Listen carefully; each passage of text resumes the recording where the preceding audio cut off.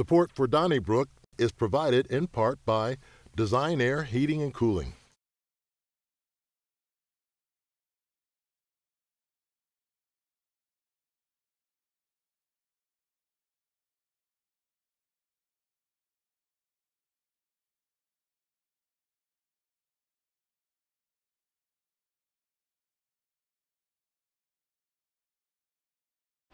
Support for Donnybrook Last Call is provided in part by Design Air Heating and Cooling.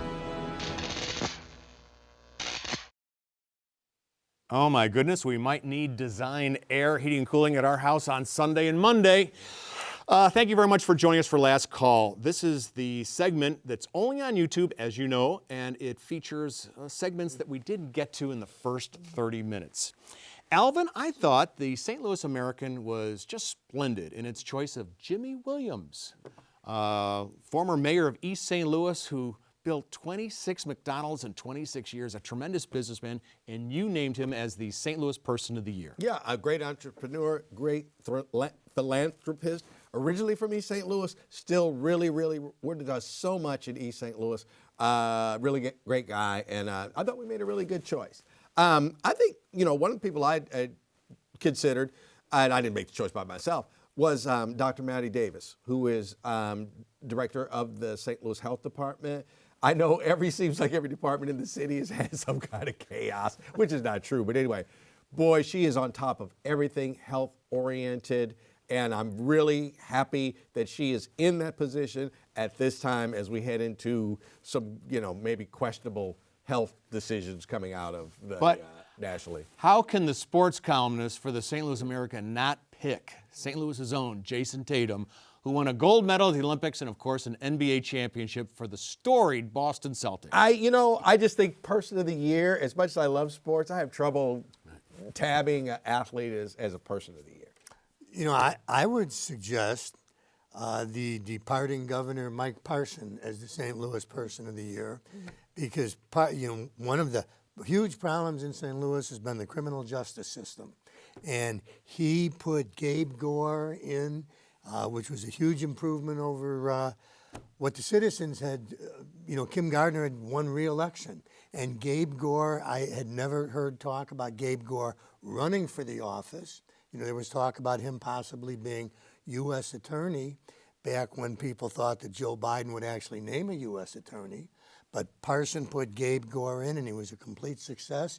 And now, as Parson is exiting, he's picked Melissa Price Smith to replace Wesley Bell, and I think that she's going to be an upgrade there. So while I've had a lot of disagreements and problems with Mike Parson, I think that he has done the St. Louis area a big favor in the criminal justice system. So I actually have to piggyback on Bill's choice because my choice was going to be Gabe Gore. And you made a very compelling case for why. I think it's interesting. There are actually some parallels between Gabe Gore and the person that Sam Page nominated who didn't end up getting the county prosecutor's job now that Mike Parson has gotten his way. He came into this system with, I don't believe, any experience as a county prosecutor. He had been a federal assistant U.S. attorney, but not even that long. He was more known for his work in private practice. He came into this job and inherited this office that was just demolished. There were, I think, 2 or 3 prosecutors left at the point that he took over. This in a city with 160 murders a year. I mean, that's appalling. He managed to turn this thing around, and he actually made it look easy. So he came in with, I think, a pretty steep learning curve.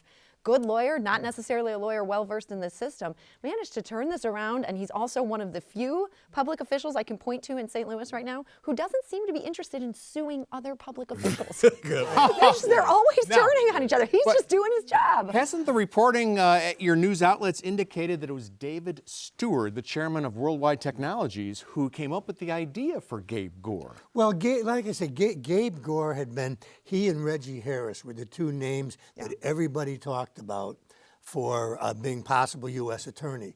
So Mr. Stewart didn't invent Gabe Gore out of whole cloth. People were saying that this young man is going to be somebody, and so yeah, he may have gotten Parsons' ear, but the legal community was already, he was on the short list for all sorts of things. He was our Person of the Year last year.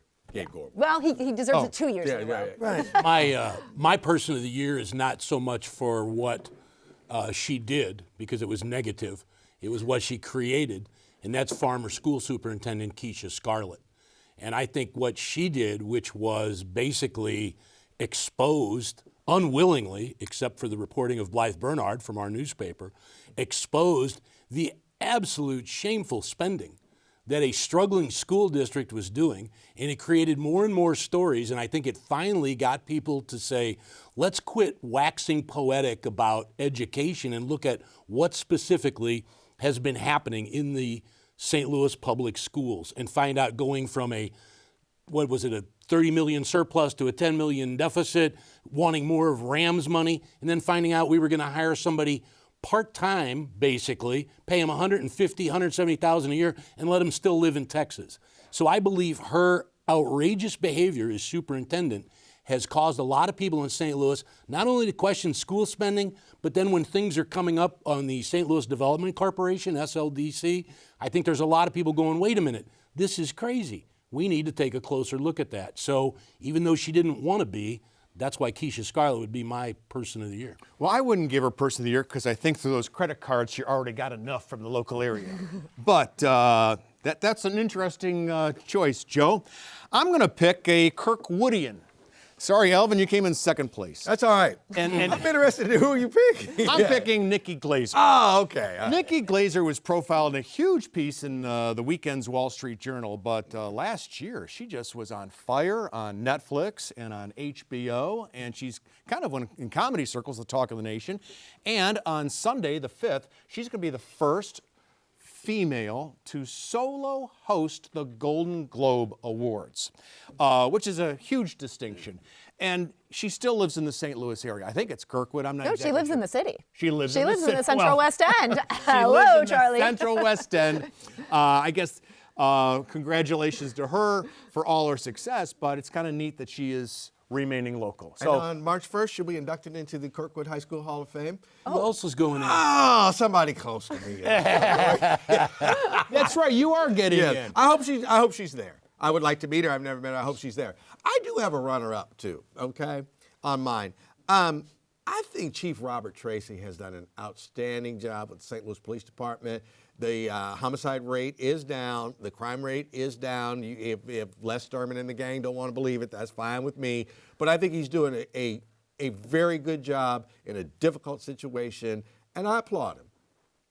I would also throw in Jerry Schlichter, who I don't think gets enough attention. Here's a St. Louis attorney who's been working with the immigrants to our area. He started the soccer field for Afghan immigrants, an Afghan Chamber of Commerce. He started a newsletter.